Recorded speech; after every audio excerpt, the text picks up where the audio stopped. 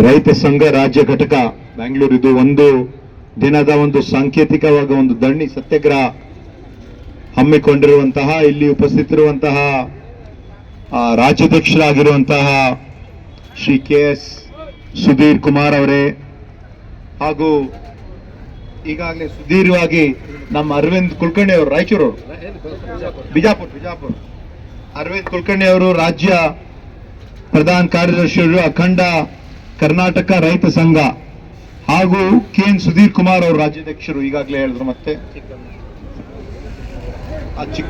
ಚಿಕ್ಕಣ್ಣ ಅವರು, ಸಿದ್ದನಗೌಡ ಪಾಟೀಲ್ ಅವರು, ಮತ್ತೆ ಬಹಳಷ್ಟು ಎಲ್ಲ ಪದಾಧಿಕಾರಿಗಳು, ಎಲ್ಲ ಇಲ್ಲಿ ಇರ್ತಕ್ಕಂಥ ಉಪಸ್ಥಿತಿರುವಂತಹ ಪದಾಧಿಕಾರಿಗಳೇ ಮತ್ತು ಬೃಹತ್ ಮಟ್ಟದಲ್ಲಿ ಬಹುಶಃ ರಾಜ್ಯದಿಂದ ಹಲವಾರು ಕಡೆಯಿಂದ ಬಂದಿರುವಂತ ನಮ್ಮ ಎಲ್ಲ ರೈತ ಬಾಂಧವರೇ,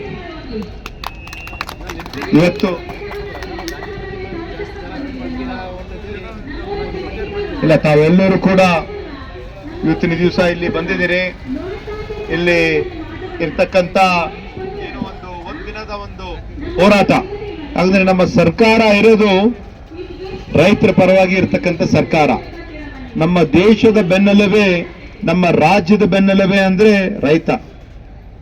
ರೈತರಿದ್ರೆ ನಾವು ಇರ್ತೀವಿ. ಅದೇ ನಮ್ಮ ಸರ್ಕಾರ ಕೂಡ ತಾವು ನೋಡ್ತಾ ಇದ್ದೀರಿ ಇರ್ತಕ್ಕಂಥ ಜನರಿಗೆ ಅನುಕೂಲ ಆಗ್ತಕ್ಕಂಥ ನಮ್ಮ ಸರ್ಕಾರ, ತಾವು ಕೇಂದ್ರ ಸರ್ಕಾರ ರಾಜ್ಯ ಸರ್ಕಾರ ತಾವು ನೋಡಿದ್ರು ಕೂಡ ಇವತ್ತು ಸುಮಾರು 1,40,000 ಕೋಟಿ ನೇರವಾಗಿ ಹಳ್ಳಿಯಲ್ಲಿರ್ತಕ್ಕಂಥ ಕಟ್ಟಕಡೆ ಮನುಷ್ಯನಿಗೆ ಮುಟ್ತಕ್ಕಂಥ ಕೆಲಸ ನಾವು ನಮ್ಮ ಗ್ಯಾರಂಟಿ ಮುಖಾಂತರ ನಾವು ಮಾಡ್ತಾ ಇದ್ದೀವಿ. ಅದು ಅನ್ನಭಾಗ್ಯ ಆಗಿರಬಹುದು, ಗೃಹಲಕ್ಷ್ಮಿ ಆಗಿರಬಹುದು, ಗೃಹ ಜ್ಯೋತಿ ಆಗಿರಬಹುದು, ಯುವ ನಿಧಿ ಆಗಿರಬಹುದು, ಮತ್ತೆ ಶಕ್ತಿ ಯೋಜನೆ ಅಡಿಯಲ್ಲಿ ನಮ್ಮೆಲ್ಲರಿಗೆ ಅನುಕೂಲ ಆಗ್ತಕ್ಕಂಥ ನಮ್ಮ ಕೆಲಸ ನಮ್ಮ ಸರ್ಕಾರ ಮಾಡಿದೆ. ನಮ್ಮ ಸರ್ಕಾರ ಬಹುಶಃ ಈ ಒಂದು ಸಂಪುಟ ಪುನರಚನೆ ಆಗಿದ್ದು ಆಗಸ್ಟ್ 3ನೇ ತಾರೀಕಿಗೆ. ನಾವು ಎಲ್ಲರೂ ಸಾಯಂಕಾಲ 5 ಗಂಟೆಗೆ ಪ್ರಮಾಣ ವಚನ ಸ್ವೀಕಾರ ಮಾಡಿದ್ವಿ. 6 ಗಂಟೆಗೆ ನಡೆದಿರುವಂತಹ ಪ್ರಥಮ ಒಂದು ಸಂಪುಟ ಸಭೆಯಲ್ಲಿ ಮಾನ್ಯ ಮುಖ್ಯಮಂತ್ರಿ ಅವರು, ಜನಪ್ರಿಯ ಮುಖ್ಯಮಂತ್ರಿ ಆಗಿರುವಂತಹ ಸನ್ಮಾನ್ಯ DK ಶಿವಕುಮಾರ್ ಅವರು ಎಲ್ಲವನ್ನು ಬದಿಗಿಟ್ಟು ನಮ್ಮೆಲ್ಲರೂ ಒಂದೇ ಒಂದು ನಿರ್ದೇಶನ ಮಾಡಿದ್ರು. ಹಳ್ಳಿಯಲ್ಲಿರ್ತಕ್ಕಂಥ ರೈತರು ಬಹಳ ಸಂಕಷ್ಟದಲ್ಲಿದ್ದಾರೆ. ನಮ್ಗೆಲ್ಲರಿಗೆ ಒಂದೊಂದು ಜಿಲ್ಲೆಯ ಒಂದು ಜವಾಬ್ದಾರಿಯನ್ನು ಕೊಟ್ಟು ಮರುದಿವಸ ನಾವೆಲ್ಲರೂ ಕೂಡ ತಮ್ಮ ಜಿಲ್ಲೆಗೆ, ನನಗೆ ರಾಯಚೂರು ಇರ್ತಕ್ಕಂಥ, ಅದಕ್ಕೆ ನಾನು ಕೇಳಿದೆ ತಮಗೆ, ರಾಯಚೂರು ಇರ್ತಕ್ಕಂಥ ಬಿಜಾಪುರ ನಮ್ಮ ಪಕ್ಕದೇ, ಜವೇರ್ಗಿ ಮತಕ್ಷೇತ್ರ ಪಕ್ಕದಲ್ಲಿ ಬರೋ ಸಿಂದಗಿ ಈ ಕಡೆ. ಹೌದು, ನಮ್ಮ ತಂದೆಯವರಾಗಿರುವಂತ ದಿವಂಗತ ಧರಮ್ ಸಿಂಗ್ ಸಾಹೇಬ್ರು ಯಾವಾಗಲೂ ಕೂಡ ತಮ್ಮ ಒಂದು ಯಾವಾಗಲೂ ಸ್ಪಂದಿಸಿದ್ದಾರೆ. ನಾನು ಖುದ್ದಾಗಿ ರಾಯಚೂರಿಗೆ ಅಲ್ಲಿ ಇರ್ತಕ್ಕಂಥ ಕೇವಲ ಒಂದು ಮೀಟಿಂಗ್ ಮಾಡಿ ಸಮಾಲೋಚನೆ ಮಾಡಿ ಅಧಿಕಾರಿಗಳ ಜೊತೆ ಮಾತಾಡೋದಲ್ಲ, ಪ್ರತಿಯೊಂದು ತಾಲೂಕಿಗೆ ನಾವು ರಾಯಚೂರು ಗ್ರಾಮೀಣ, ನಂತರ ದೇವದುರ್ಗದಿಂದ ಲಿಂಗಸೂರಿಂದ ಮಸ್ಕಿ ಎಲ್ಲ ಕಡೆ ಹೋಗಿ ಭೇಟಿ ಕೊಟ್ಟು ಅರಕೆರ ಅಲ್ಲೆಲ್ಲ ಭೇಟಿಯಾಗಿ ಏನ್ ಸಮಸ್ಯೆ ಇದೆ, ಏನಾಗ್ತಾ ಇದೆ, ಅಲ್ಲಿ ಬಹಳಷ್ಟು ಸುಮಾರು ಅಲ್ಲಿ ಆಗಿದ್ದು ಬಿತ್ತನೆ 2,73,000 ಹೆಕ್ಟೇರ್. ಅದರಲ್ಲಿ ಹತ್ತಿನೇ 1,70,000 ಇದೆ. ನಮ್ಮ ಭಾಗದಲ್ಲಿ ತೊಗರಿ ಬಹಳ 70,000 ಹೆಕ್ಟೇರ್ ತೊಗರಿ, ಮಿಕ್ಕಿದೆಲ್ಲ ಸೂರ್ಯಕಾಂತಿ ಎಲ್ಲ ಕಣಜ. ಕಲಬುರಗಿ ಅಂದ್ರೆ ಲ್ಯಾಂಡ್ ಆಫ್ ತೋರ್ದಾಲ್, ಕಲಬುರಗಿಯ ಕಣಜ ಸುಮಾರು 2,000 ಕೋಟಿಯಷ್ಟು ವಹಿವಾಟ ಎಲ್ಲ ಆಗ್ತದೆ ಅಂದ್ರೆ ಅದು ನಮ್ಮ ಭಾಗದಲ್ಲಿ ಕಲಬುರಗಿ ಜಿಲ್ಲೆಯಲ್ಲಿ.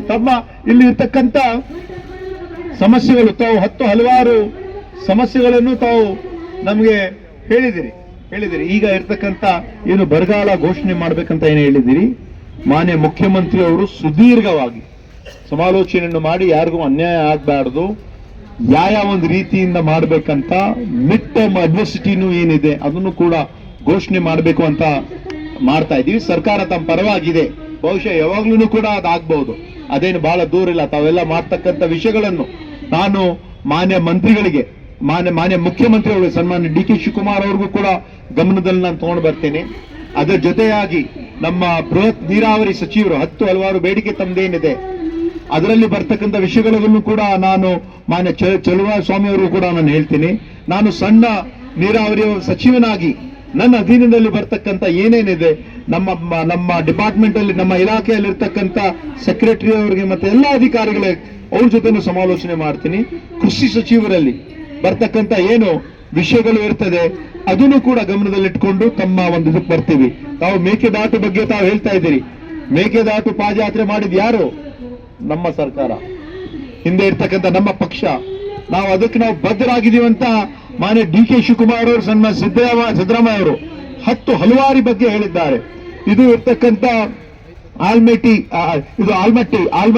ಇರ್ತಕ್ಕಂಥ 5.960 ಮೀಟರ್ ಇಂದ 524 ಮಾಡ್ತಕ್ಕಂಥ ಇದು ನಮ್ಮ ಅಖಿಲ ಭಾರತ ಕಾಂಗ್ರೆಸ್ ಸಮಿತಿಯ ಅಧ್ಯಕ್ಷರಾಗಿದ್ದ ಸನ್ಮಾನ್ಯ ಮಲ್ಲಿಕಾರ್ಜುನ್ ಖರ್ಗೆ ಸಾಹೇಬ್ ಜೊತೆ ಅವ್ರ ಜೊತೆನೂ ಕೂಡ ನಾನು ಸಮಾಲೋಚನೆಯನ್ನು ಮಾಡಿದ್ದೀನಿ. ಇದರ ಬಗ್ಗೆ ನಾವು ನಮ್ಮ ಭಾಗದಲ್ಲಿ ಇರ್ತಕ್ಕಂಥ ಶಾಸಕರು ಅದನ್ನು ಕೂಡ ಅದರ ಬಗ್ಗೆ ನಾವು ಮಾತಾಡಿದ್ದೀವಿ.